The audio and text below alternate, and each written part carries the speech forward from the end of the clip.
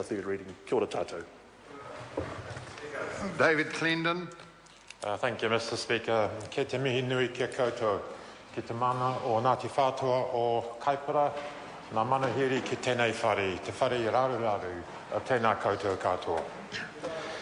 So could I begin to speak in support of this bill on behalf of the Green Party by just acknowledging the opening remarks of the Minister, Dr. Sharples, and to associate ourselves with those comments and to acknowledge his considerable work over this settlement and indeed many others over the years. So one of the mixed blessings of this job of being an MP is that we travel a great deal. And for me, my journey from home heading south is always either by air or by road, somehow passing over or by the Kaipara harbour. And particularly flying over the harbour, one recognises the extraordinary landscape that really is. The largest harbour in New Zealand, a remarkable landscape, historically an extraordinarily rich landscape for the people who live there. And it's worth recalling that the collective of hapu and whānau who make up this, the Ngati Whatua o Kaipara have dwelt in that land, occupied that land for some 3 centuries. The relative latecomers, the Ngati Hine element of that grouping, are relatively latecomers, only 200 odd years in occupation and in kaitiaki of that land. And I think it's something that we should dwell on, that I have no doubt that prior to Pākehā arrival, that was a very productive land, a very fruitful land, and it has been degraded over time and over a relatively short time. And I think we all share responsibility with the kaitiaki to ensure that over the next generations that the quality of that land, of the moana, of the whenua is restored at the same time that the health and well-being of the people whose right to that land is recognised in this bill is also restored. So I've said before, and I'll probably continue to say, that these settlement bills are not only of great value in themselves to the extent that they do acknowledge wrongs that were done and seek to offer some level of restitution to those who were wronged over time, but they're extraordinary historic documents. They're very accessible histories of what has occurred. For some people, the documents that are generated by the tribunal process may be a bit daunting, a little bit too much at once, but anybody can read these bills and get a very good summary and get a real flavour of what has occurred historically around this remarkable land of ours that we all share.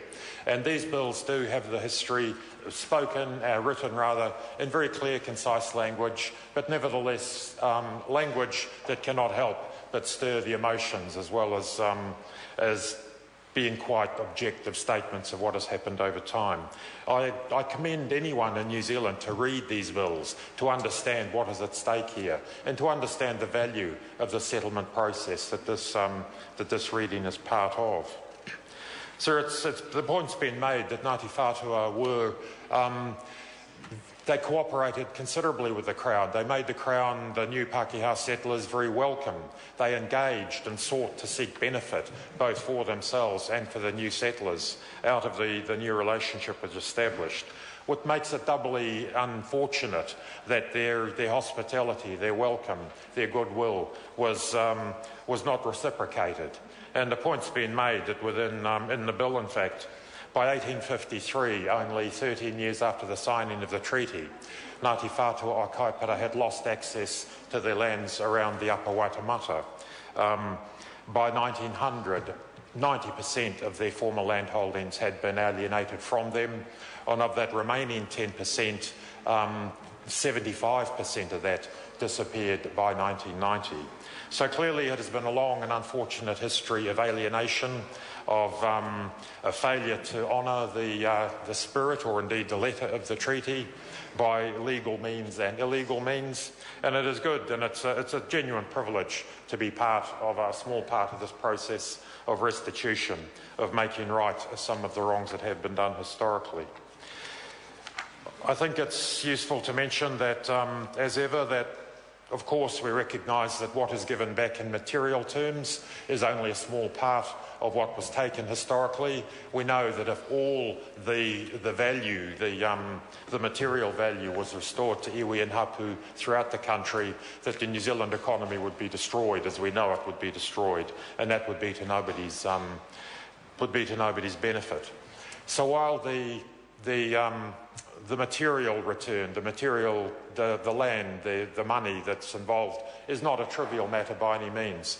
But I think what's central to these bills is the Crown's acknowledgement of wrongs that have been done over time, and critically the apology, the unreserved apology, which I believe is as important, at least as, if not the most important aspect of these bills, as the material return. And I think it restores some of the mana of the Crown and indeed of the government, as it does recognise the mana whenua of this particular rohi, the South Kaipara district that is at stake in this bill. So, yeah, simply to conclude by affirming the Green Party's support for this. Our pleasure at seeing a turn, shall we say, for the better, and we do support and are willing to be part of the ongoing restoration of value to those who have waited for such a very long time to have that restitution made. Kia ora. Honourable Chris Finlayson. Mr. Speaker, I want